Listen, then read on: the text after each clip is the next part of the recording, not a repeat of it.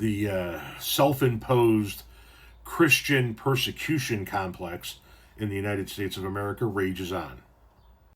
Can someone please explain to me, genuine question, how is it not okay? You will get canceled if you make fun of any other religion. But if you mock Christianity, it's seen as just a joke. Oh, it's just funny.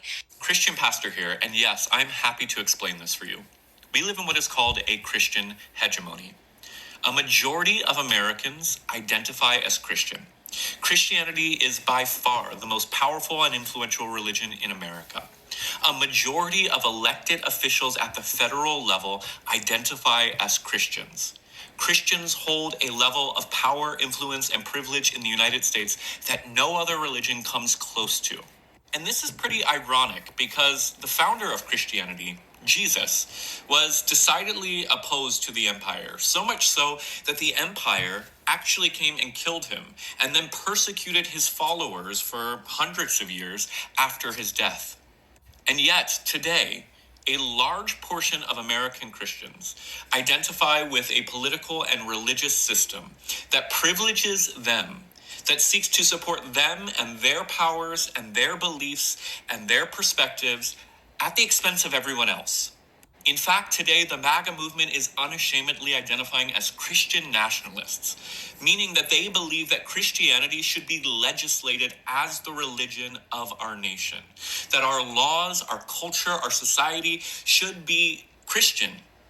And that's in a country that was founded on the principle of religious freedom, a country that was founded on a vision of a pluralistic nation where people from all around the world of different religions could come and practice their religions without the government impinging upon it. In other words, the Christians in our country that have the most power, the most privilege, and are the most vocal are not actually good Christians. They don't represent Jesus, whose fundamental command was love your neighbor as you love yourself.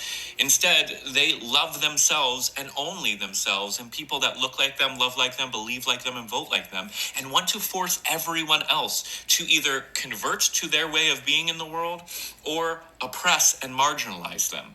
So of course, people make fun of that version of Christianity.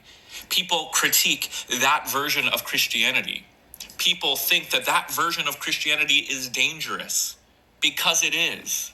If the majority of Christians in this country just sought to follow Jesus, then Christianity wouldn't be mocked. People would actually be compelled by Christians and maybe drawn to explore Christianity. But instead, Christians are so un-Christ-like that we deserve the mocking. The label of Christianity has been so thoroughly destroyed in the United States that it means literally everything antithetical to the way of Jesus. So maybe instead of whining about people mocking Christianity, maybe we should focus as Christians on actually repenting of our sins and being like Christ. If we actually reflected the love, the truth, the light of Jesus to our society, I think people would be much more compelled by us. But as it stands right now, those who represent Christianity in America at the highest levels are ashamed to the way of Christ, ashamed to the cause of Christ, and frankly deserve all the mocking that they get.